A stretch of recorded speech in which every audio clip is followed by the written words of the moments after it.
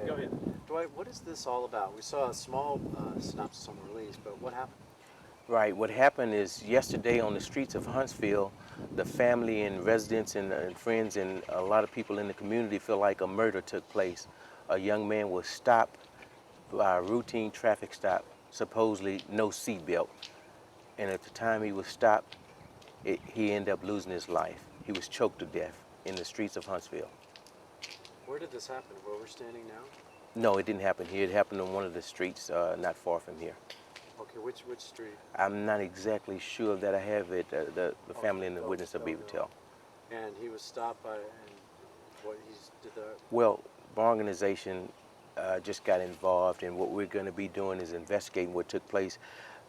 So far, based on what we've been told, that the family and witness and relatives and friends and community people feel like he was murdered. And as I stated, we will be investigating to find out exactly what happened. And then after we do find out what happened, we will be taking what we feel like is necessary steps to assist the family. Have the police said anything at all? No, the police haven't said anything. No comment. They're at a no comment stage right now. The only thing that they're releasing is what I think they've given the media, saying that it was an in custody death on yesterday. And this is Huntsville PD, not Walker No, County it's Sheriff. Walker County. It's Walker County Walker County Sheriff. is what I understand. Walker County. So you feel there might be an injustice here? That's exactly why we're here, and not only just we feel, the mother, the family, and the community feel like it was an injustice that took place. It's so sad to see that the family was planning on gathering today to celebrate Juneteenth, which is supposedly the freedom of black people, and then now they're here because of the son, the mother's son, being murdered on yesterday. And Dwight, it's Dwight and your last name?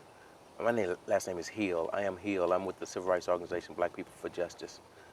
But it's just sad to see what took place, and this is not the only time that this has happened in Huntsville. We've had several calls and been up here before in the past from abuse, excessive abuse, and deadly abuse from police departments up here. And we were told that after last night, officers were riding around, even stopping some of the family members who were at the store and saying, "How are you doing tonight? Is everything okay?" I'm joking and laughing. I mean, it's ridiculous. But what saddens us is one of the main officers, the young guy, was the same age of the victim that got killed, about 25 or 26. And I understand that he grew up with each other. They know each other. But he's made statements that he's going to so-called clean up his neighborhood and do what he needs to do, but he's doing it in the wrong way. He's abusing his power. He's using excessive force. And as you will hear from witnesses showing how he grabbed the young man and choked him and slammed his head against the police car and choked him till he couldn't breathe, his tongue hanging out his mouth where he's gasping for air, asking for help. And at the same time, he's handcuffed and restrained. So why such excessive force if he's already handcuffed? Did he have drugs, or was he under the influence of That's drugs? what they're saying. We don't know that to be the case at this point. They're saying that drugs was involved, but at the time, even if drugs was involved, it don't justify what happened. Simply because if he thought drugs was involved, he's not a laboratory. He didn't check anything to verify that it was drugs at the scene. He just said he assumed that he thought he had drugs in his mouth and trying to swallow drugs. So even if this young man would have had a kilo of cocaine hanging out of his mouth, does that justify killing him, choking him to death? I don't think so. And then when you had him in custody, you had evidence if it was something there. Why would you handcuff him and continue to abuse him and slam his head against the car and kick him? And we understand that the guy is, I think at the funeral home guy who picked up the body or whatever, told the family that he had bruises all over him. So where did those bruises come from? It's like he was abused even after the fact because they didn't pronounce him dead until after he got to the hospital. So a lot of questions. So it's a lot of questions surrounding this, and we will be hopefully getting to the bottom of this with the family. Okay, Dwight, can we speak with the witnesses now? Yes, we can. Okay. Mother, Courtney's mother, Miss Helen O'Brien. Okay, ma'am, can you spell your first and last name? Because I don't want to get it wrong. HELEN cap O hyphen B RYANT O'Brien. O'Brien.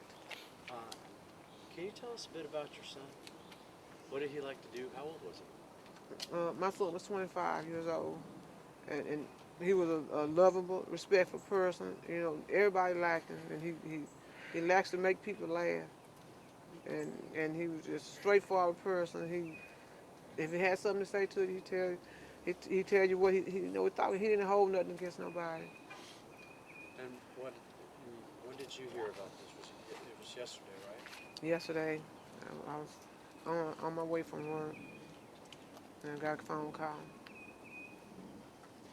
And what did you hear happened? I just heard, you know, that you know that he had been stopped, and then it called back and said that they was on the way to the hospital with him.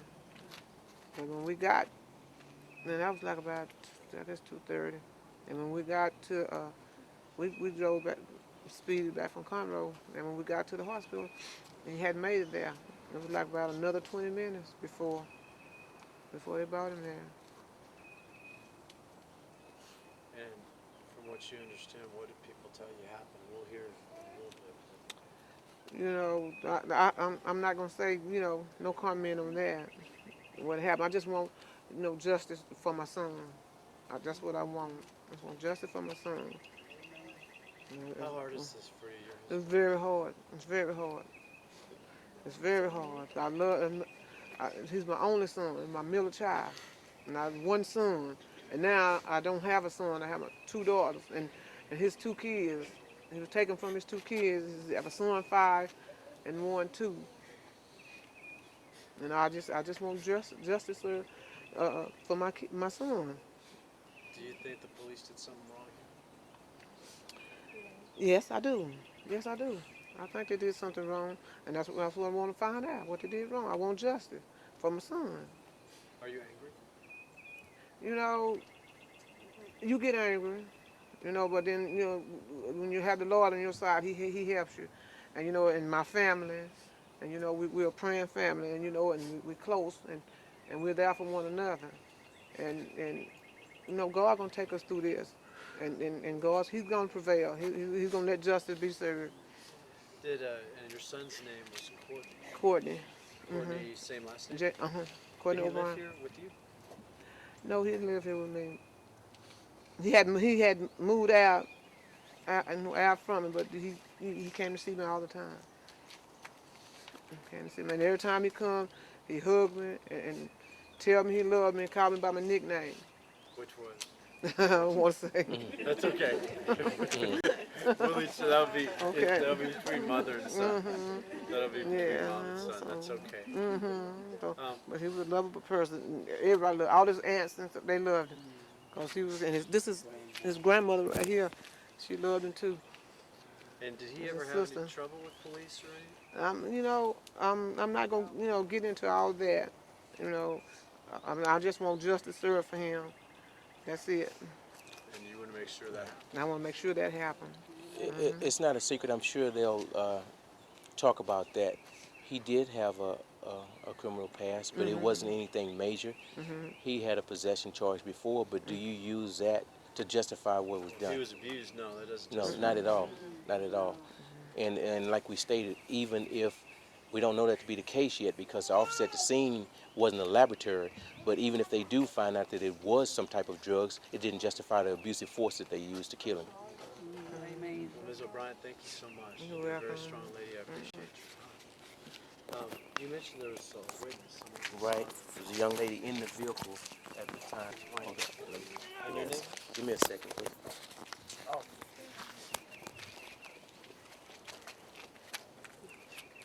Y'all made the rain stop. It was bad coming out. And your name is? Cassandra Briggs. Cassandra Briggs.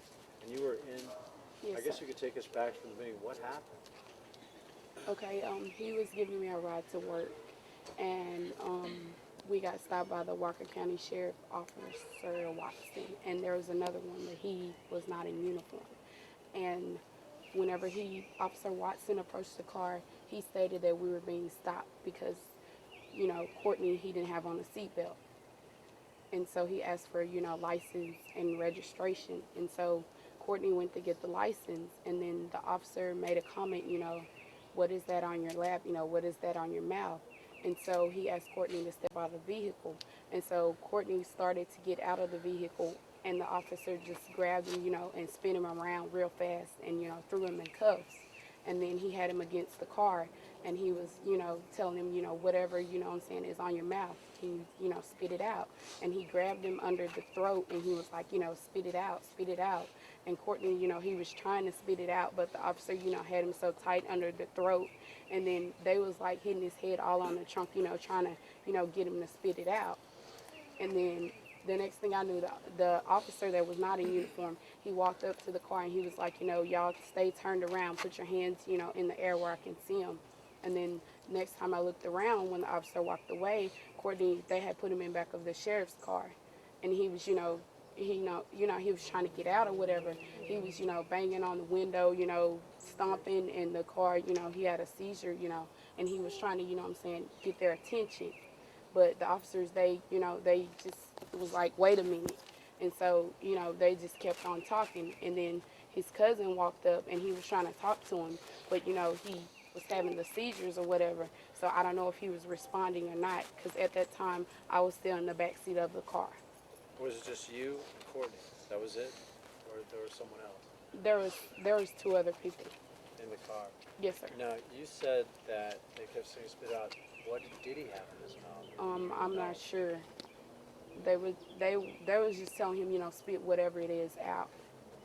And you don't know if he had anything in his mouth or No, not? sir.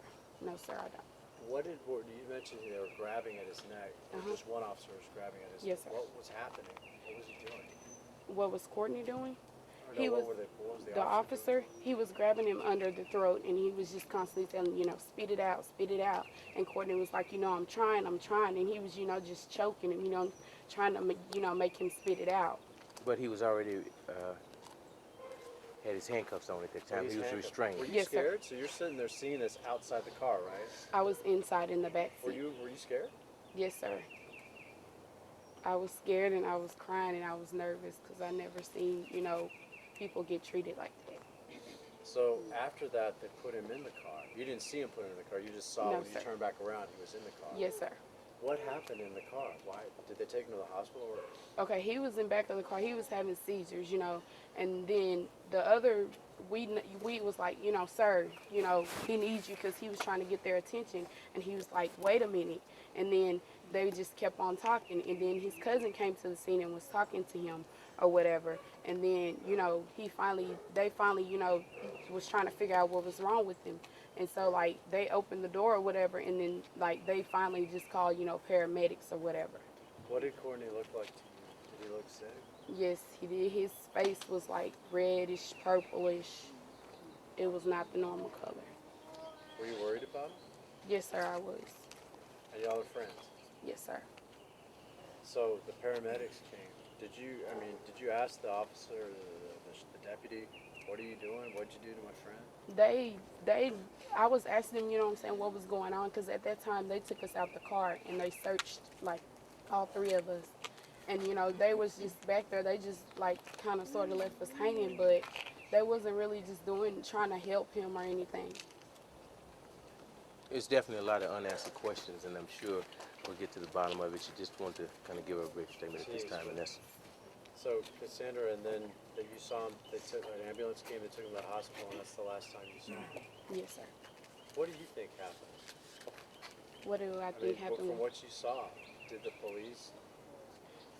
I think that he shouldn't have got the abuse that he got. I don't think that they should have treated him like that. It's Cassandra Briggs. Yes, sir. Okay. Thank you so much. Cassandra, where did that happen? Where did it happen? Yes. By the city of Huntsville. 75 North. And where? You know, because we're probably going to get some pictures of that. It was like in a parking lot, in an open parking lot. That's one other witness who came to the scene. Oh, okay. Sir, what did you see? Were you in the car too? No, I wasn't in the car. When I got there on the scene, I noticed that my young start over. Yeah. Yeah. So you were not in the car? No, I wasn't. At the time that happened, I was at work, and I was notified by a coworker that Sheriff Department pulled over my little cousin, and I went to see what was going on. And I noticed that my younger cousin was handcuffed in the backseat of the car and needed medical attention, and that wasn't there. He was having seizure. He was handcuffed, and he was kicking, and his head was banging up against the door. And the officers, they pretty much just sat there, and I asked what was going on, and they told me that he swallowed something, and they had EMS on the way, but I mean, it took EMS.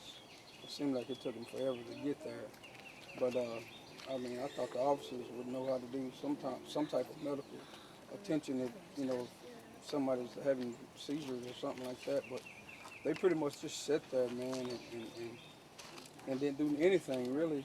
And it was just, I mean, I don't understand how can a routine traffic stop turn into something like this, you know. So, I mean, justice has to be served on this one, you know. I mean, it's just, I mean, it's no reason for it, you know. A young man like that, good health, I mean, there's no reason for it. We just, like I said, my family, we just want justice, you know. We want this to stop, man. This police brutality, I mean, it has to stop, man, at some point in time. And that's, like I say, that's what we want. We want justice.